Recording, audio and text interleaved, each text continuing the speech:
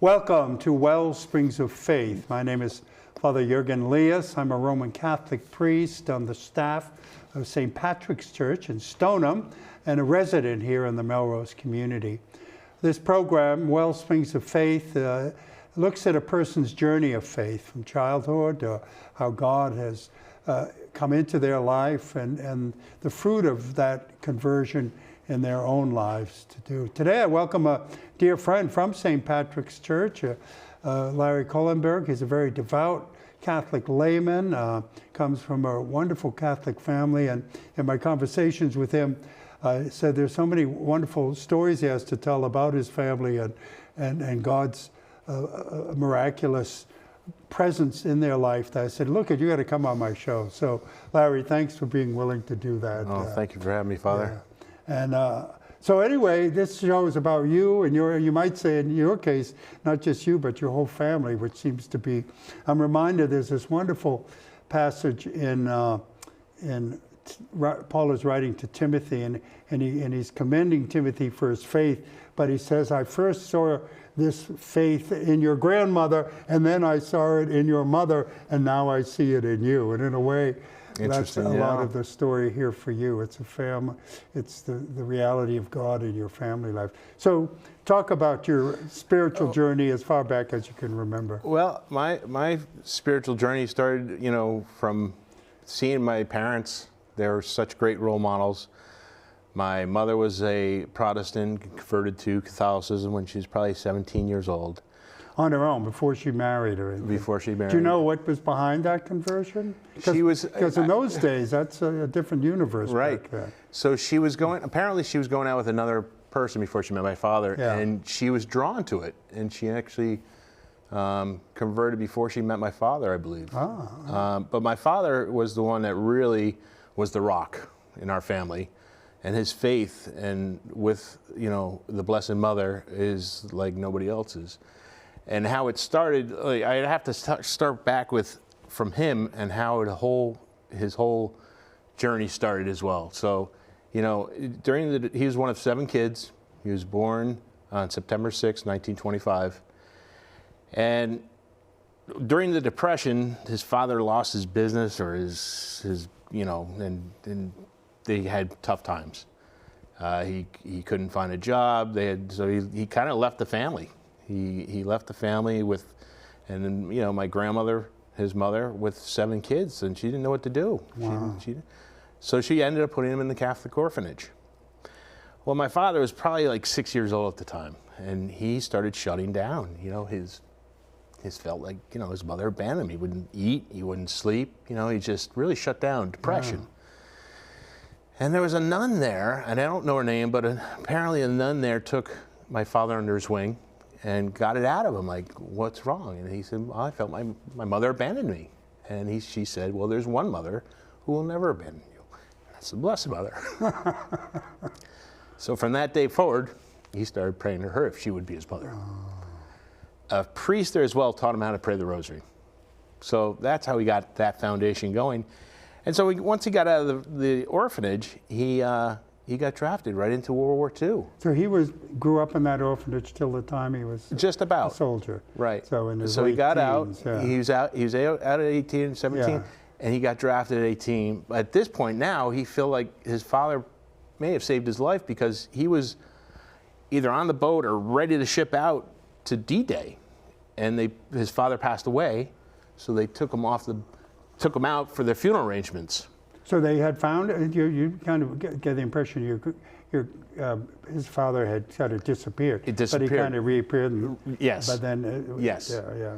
And so then, he did go the second wave type of thing, and he landed at Omaha Beach, and he was one of the backups. He was in the 1st Army, 3rd Armor, 33rd Regiment, F Company, the Spearhead Division, which went right down the center of Europe. Wow. Apparently, Patton got all the glory, but they did all the work. All the work. Wow. And so, one of his first experiences was going into the Battle of the Bulge.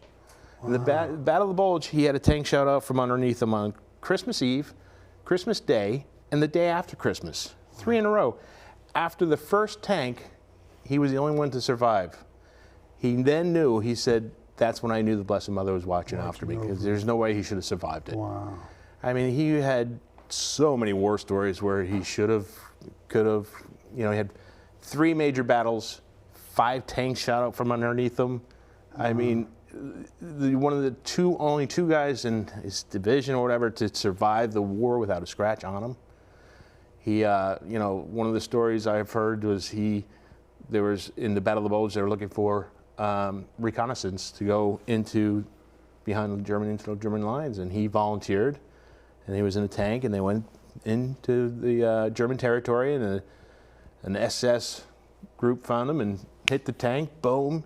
The guy next to him instantly died. 2 guys up front jumped off the front. He jumped out the back in the snow. The SS came up.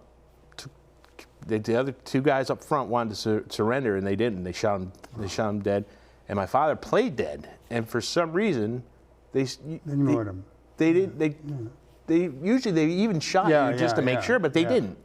So then after it got dark, he got up and ran behind back into our lines, and he had found a house that the Americans had occupied, and he went inside and they warmed him up and everything. And they said, you know, my father said, the Germans are coming, we got to get out of here. And they're like, we're not going anywhere. So my father heard the tanks coming, and so he said, all right, well, I'm leaving. And he ran out into the woods, and the tanks came in and blew the house up. Not one survivor. It was like a Indiana Jones movie. I mean, well, it's just like one escape after another. Well, for instance, there was, you know, a tank. He was the second one in command, or coming into this line into a town, in the Battle of the Bulge, and everybody was behind him. Yeah. Well, you can't go around him. Yeah. He's the second one in command. He runs out of gas, and the other tank just goes around the corner, and the Germans are waiting for him. Blew him up, and then they called in the air support and got. Just little stories like this all the time. Wow. So anyway, he got out of the war alive. He was one of the last ones to come back from Europe, and he was happy to be a chaplain assistant. You know, he was one of the first tanks into Cologne as well. And whenever he saw a priest, he would always stop and run to a priest and ask for a confession, everything. And he came into Cologne, and there was a group of women huddled around the priest, and he got out and ran over, and they said, oh, well, the Germans left, they went over the Rhine, they went over the bridge, they blew the bridge up, and they left their husbands around the corner waiting for you with the artillery. And my father said, tell them to give up, tell them to come on back, and so they did, and disarmed everything. And so there's many stories like this, but so he got his vow to God, if he got out of the war alive, he'd become a priest. So when he got out, he did go into college for, you know, the GI Bill, but then he decided he really wanted to become a priest. So he went into Our Lady of the Holy Ghost in Georgia, a tapestry, and that's when he had his first kind of spiritual apparition. And a priest told us that this is what happened. This is the first time that the Blessed Mother probably appeared to him, and he was praying underneath a tree, and this ball showed up in front of him, and he said it was like a size of a basketball floating, but he really wasn't sure what it was, but he knew it was something very special. But he said for 3 days straight after that, he had the state of grace that he never felt before, the state of peace, the state of grace. Yeah. For 3 days straight. He was in that for about a year, and he decided, well, maybe it's not for me after all. He felt like it was like back in the orphanage, like it was too, I don't know. He decided it wasn't for him. He ended up meeting my mother and having 6 kids. So the Blessed Mother appeared to him 20 years after that, and she kept doing it for 20 years. So the second time, it was December 8th.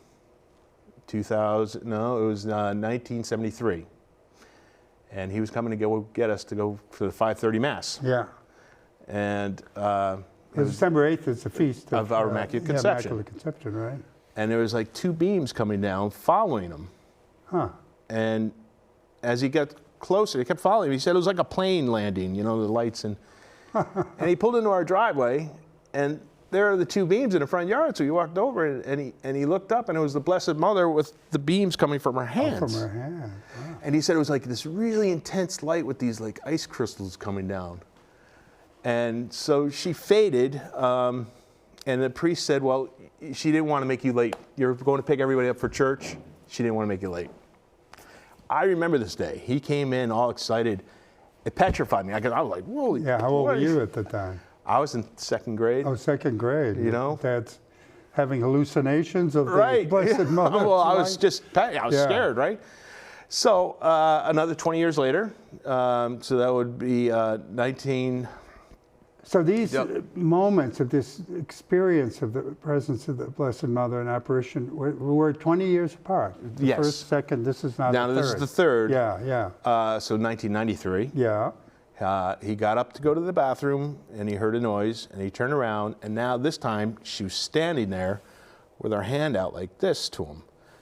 And me, I'm like, come on, Dad, give me some details. You know, I'm playing Downey Thomas or whatever. Yeah. And he said, words cannot describe the beauty of her. You were in your early 20s at this point, right? Closer, probably getting closer to 30. But 30, yeah. Words cannot describe the beauty of her. That's what he said. The most beautiful person you'll ever see in your entire life. And he knelt down and, Mary, forgive me for I have sinned. And he said, I'm like, well, give me some details of what she looked like. She said, brown hair, blue eyes, 5'2", something like this, and the white dress, the blue veil. And he said to the day he died at that point, she kept moving, and he could hear the rustle of her dress etched in his mind. And when she disappeared, his back, he said his back was so cold, it took him, he jumped back into bed, and it took him hours to get warm again. And apparently that happened, so the priest who told my father, interviewed my father. What do you think that was? That's what happened.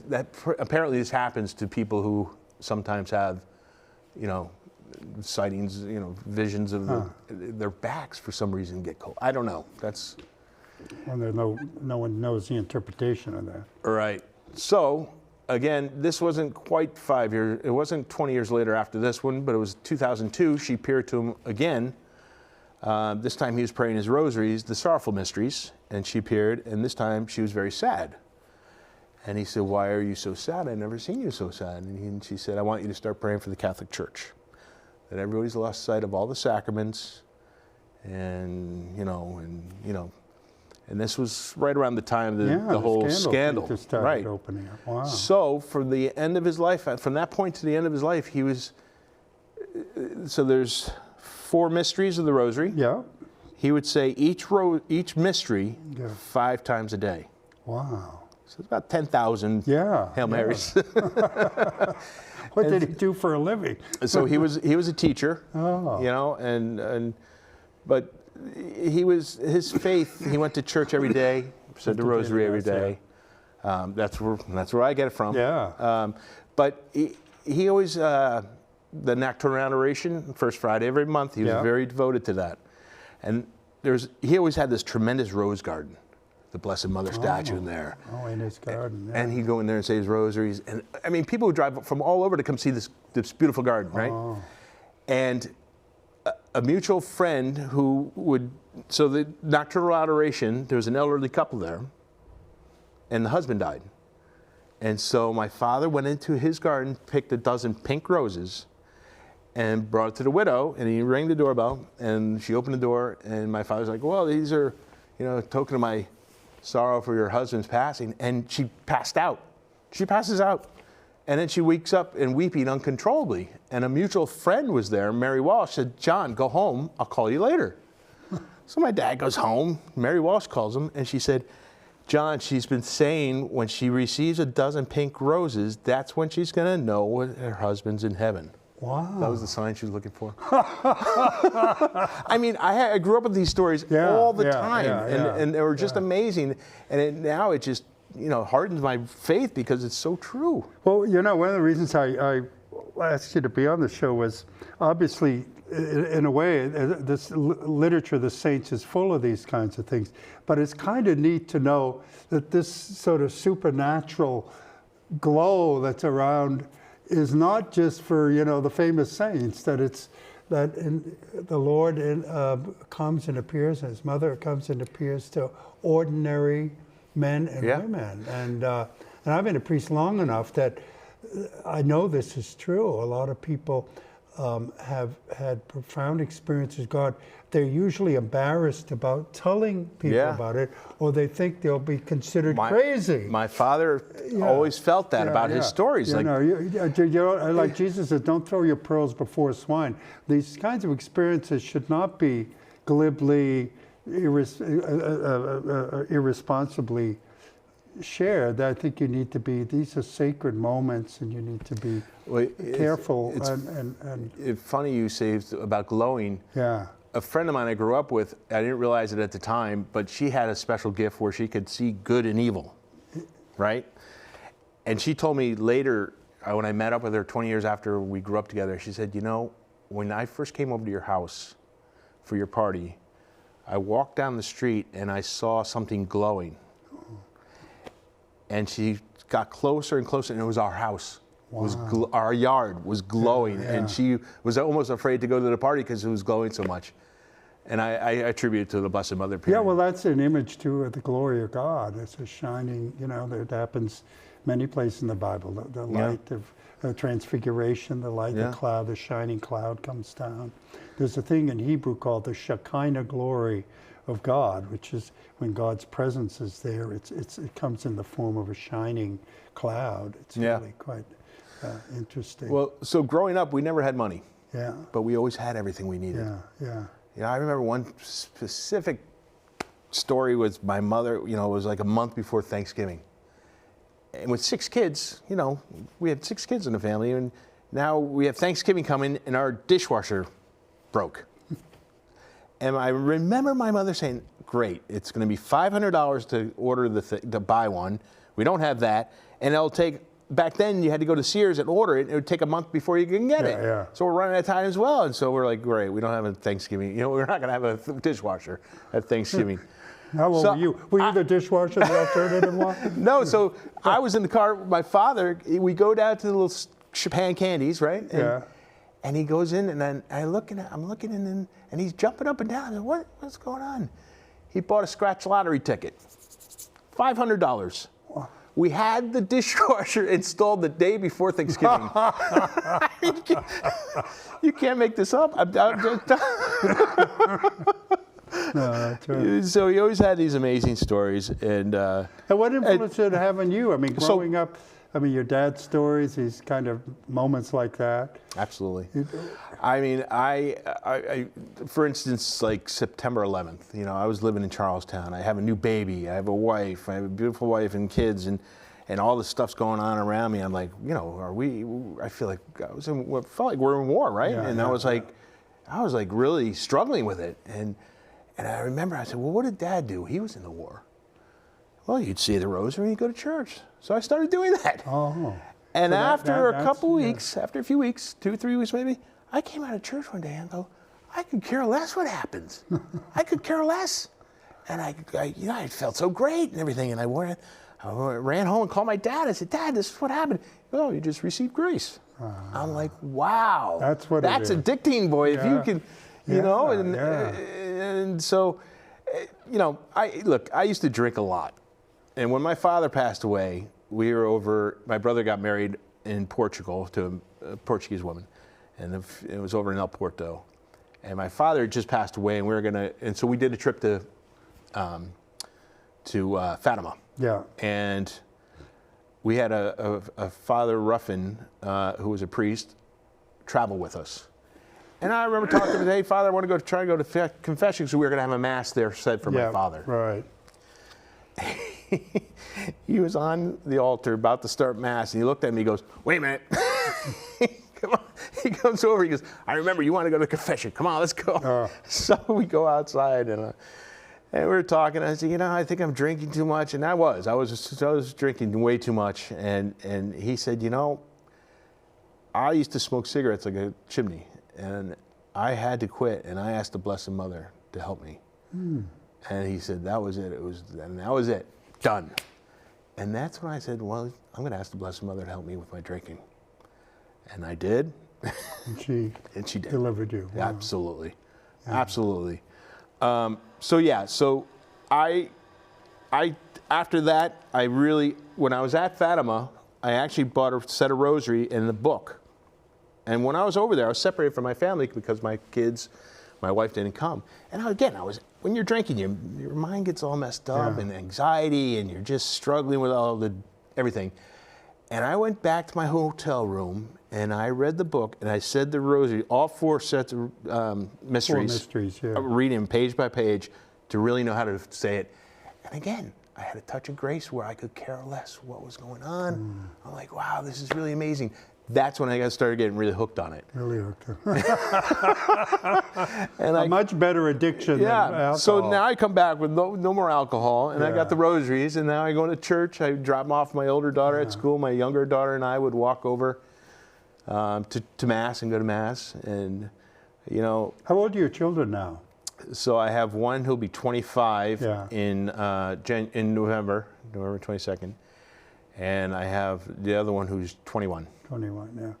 Do they know these stories of your? Oh yeah. Of your. They do, and again, so going to church, I got to know people around you, maybe not by name, but by sight. And here, and long and behold, I met this woman in the bagel shop, and we start talking about the Blessed Mother. Yeah. And she said, "Well, you have to meet my friend Mary." I'm like, "Oh, really? Okay." She's. The way she's describing her, I'm like, I know who she is. She does the reading over at St. Charles. She said, oh, yeah. Now, it's really strange, but I had this burning desire to get to know her. And she has locution with the Blessed Mother. It was never approved by the Catholic Church that I know of, but the Lord came to her and said, give out these statues in my mother's honor and build me a house of prayer. And the Blessed Mother appeared to her a month later on Mother's Day and said, don't have to give these statues out in my honor, but you don't have to build me a house of prayer, but get me a house dedicated just to prayer. She was born on the feast day of Our Lady of Lourdes. So I had this burning desire to get to know her, and I ended up being like her right-hand man. Wow. Like, she kept saying, our Blessed Mother put us together for a reason. I don't know what, but I was always there to help her. Now she's not doing so well. She hasn't been out of bed since COVID. She's been out a handful of times out of bed. But I think you have talked to me about her before. Yeah. Wow. But just the fact of how I met my wife, my beautiful wife. It really is. The secular mindset is that this space-time thing, that's all there is. The spiritual mindset sees that this world is interpenetrated by a spiritual world, and there's the mystics talk about a veil between the spiritual and the physical, but sometimes that someone said there are some places where the veil is very thin, and places the permeability between the spiritual and the physical is quite the veil is quite permeable, and it sounds like some people are like that. I think that was true clearly of your father. And to some extent you, as an inheritor of your father, this woman that you mentioned, and there's a long tradition, of course, in the church of the mystical dimension of faith. There are other dimensions to the faith, but the mystical dimension where some people, I know I had a woman one of the first times I said Mass at St. Patrick's, this woman comes up to me afterwards, like I'm a new Catholic and I'm still learning my way around, and she says to me, oh, Father, the Blessed Mother was standing right next to you all during the Mass, and she loved the way you said Mass. Well, I've never had, no one ever said that to me before. But, and I've gotten to know this woman, but she's a little eccentric, but she's not a liar. No. She's just, and as I said before, sometimes we're embarrassed. People who have spiritual experiences think we're mentally ill. And there is a thin line between spiritual experience and mental illness sometimes. Sure. But some people can see the spiritual things that are all around us in ways that most of us don't, certainly normally. Occasionally the Lord might open the veil a little and give us a little glimpse. But well, Mary Vivian had locution, so she would pray on a statue for somebody, and then the Blessed Mother would say, you know, maybe pray more for this person, or she'll be fine, or he'll be fine, or right. You know, but she had stacks of miracles associated. Miracles, yeah. But and it's always. But I think. Sorry. No, go ahead. So I remember another story is like my father. He was a Carmelite, but my brother had he was working. He had a small business, and one of the guys who works for him said, "Hey, you know, my niece is in the hospital, you know, and she's in a coma, or up at Yale Hospital. Is there any way you can ask your dad to say some prayers for her?" And my brother said, "You know where he lives? Why don't you go ask him?" So he went over and Mr. Kolenberg, told him the story, and it just happened to be a First Friday. My father went to the nocturnal adoration that night, and that's all he did was pray for the little kid. And the next day they called him the miracle baby. Oh, wow. Came out of the coma. Wow. But you know, these things, Yeah. you tell this to people, they think you're crazy. My father always kind of hid his stories, I think, a lot because he didn't want people to think he's crazy. I mean, he went to confession, he'd tell the priest, and nobody really wanted to... Yeah, sometimes priests were the most difficult to believe that.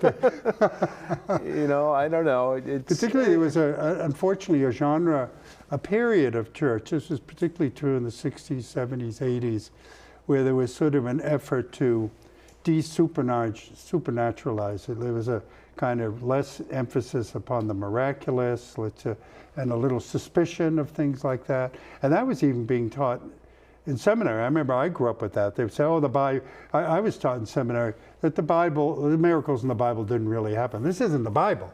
It's one thing to have, you know, your father or some lady say, but this is the Bible. I mean, but no, that was sort of this secular mindset. No, these were stories. These are not accurate, unfortunately.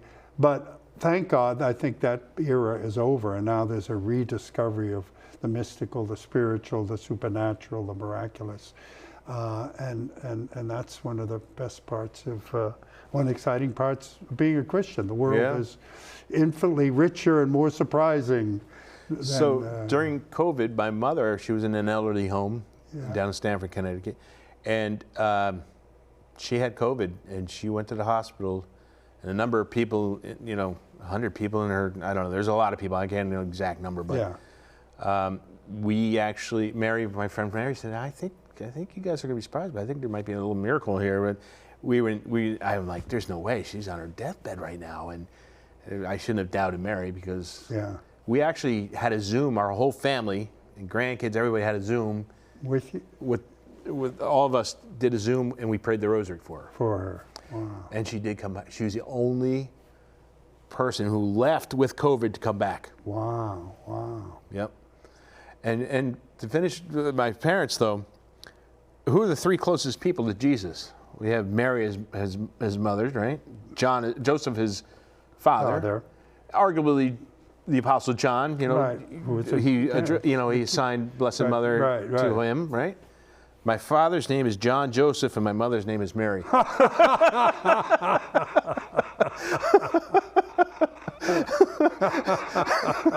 Again, you can't make this stuff up.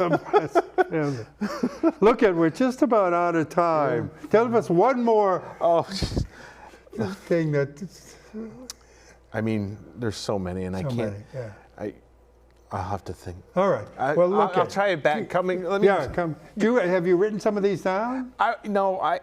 You know, don't. It's really particularly because somebody that had to do with your dad. You might make a point of keeping a journal of he made tapes. Yeah. And I just went over to Hunt's over here in Melrose and had them all put on CDs. Oh, all right, good. So we have that, and I would love to figure out an author to write a little book on them, or maybe even get into it. It'd be a great movie. Yeah. But also to leave it to your children and your grandchildren. Absolutely. This is your spiritual inheritance. Go back to what we said at the beginning. The faith that was in your grandmother, was in your mother, is now in you, and hopefully. Anyway, thank you, my dear brother. I hope you've enjoyed this wonderful sort of journey into the spiritual world of the reality of God's presence his saints, the Blessed Mother, and the miraculous dimension of the supernatural life in Christ. And may the Lord open your eyes to the spiritual, and may you behold the saints and the angels and our Blessed Mother, and above all, our Lord Jesus Christ, who is the Lord of the universe. God bless.